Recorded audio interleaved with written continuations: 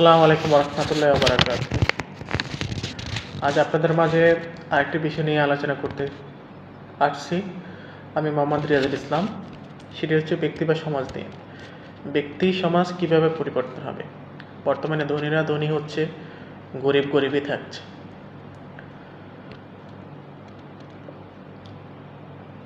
বাংলাদেশের বাজেটের জন্য সর্বক্ষেত্রেই বাজেট হয়, কিন্তু ধনীদেরকে কিভাবে মধ্যবিত্তিতে রূপান্তর করা যায়, মধ্যবিত্তদের কিভাবে ধনীতে রূপান্তর করা যায়, এর জন্যই কেউই কোনো পদক্ষেপ গ্রহণ করে না।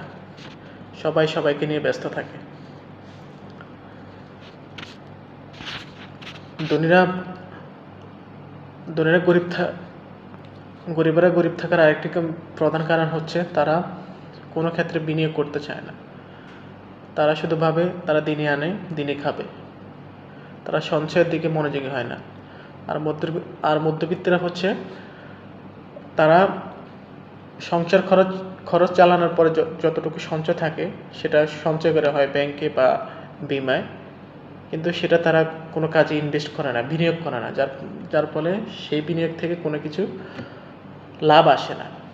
তারা যদি ওই সঞ্চয়টুকু ক্ষুদ্র ক্ষুদ্র সঞ্চয়টুকু কোথাও বিনিয়োগ করতো, তাহলে সেখান থেকে হয়তো বা কিছুটা মুনাফা পেত। সেক্ষেত্রে দেখা যায় বড় বড় ব্যবসায়ীরা, আমরা ব্যাংকে টাকা রাখি, সেখান থেকে বড় বড় ব্যবসায়ী সেখান থেকে তারা লোন নিয়ে তারা ব্যবসা বাণিজ্য করে তারা বড় হয়ে যাচ্ছে, আর আমরা গরিবই থাকবে না কেন?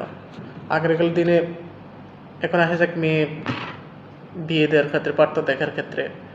আগেরকার দিনে মেয়ের বাবা মা পাত্র খুঁজতে গেলে সৎ চরিত্রবান ও শিক্ষিত পাত্র খুঁজত। এখন তার ব্যতিক্রম। এখন ছেলে ভদ্র কিনা, শিক্ষিত কিনা, এটা দেখার কোনো বিষয়ই না। ছেলের টাকা পয়সা আছে কিনা, ছেলের কটা বাড়ি আছে, গাড়ি আছে, যে বয়সে তার বাবা মার গাড়ি বাড়ি করতে অর্ধেক বয়স চলে গেছে, সেক্ষেত্রে ছেলের ক্ষেত্রে তারা 20 থেকে 25 বছর বয়সে তারা গাড়ি বাড়ি সব কিছু চায়। ছেলেকে ইস্টাবলিশও চায়, ছেলে শিক্ষিতও চায়, ছেলে হ্যান্ডসামও চায়। আর মেয়েদের ক্ষেত্রে বলাই যায় না, তারা শাহরুখ সালমান খানের মতো বিয়ের ক্ষেত্রে পাত্র খুঁজে, পরিশেষে তারাই ঠকে। তারাই আবার দিন শেষে সৎ চরিত্রবান ভালো ছেলে খুঁজে, কোনো টাকা পয়সার প্রয়োজন নেই।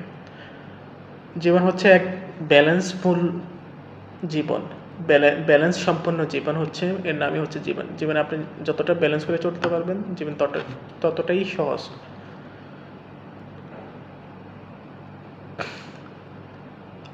আপনি দিন শেষে ভালো হ্যান্ডসাম শাহরুখ সালমান খানকে খুঁজছেন, ভালো মানুষ খুঁজেন নেই, যার কারণে দিন শেষে আপনি ঠকে বেড়াচ্ছেন। এবং কয়েক বছর যাওয়ার পর আপনি উপলব্ধি করতে পারতেছেন যে টাকা পয়সাই সব কিছু না।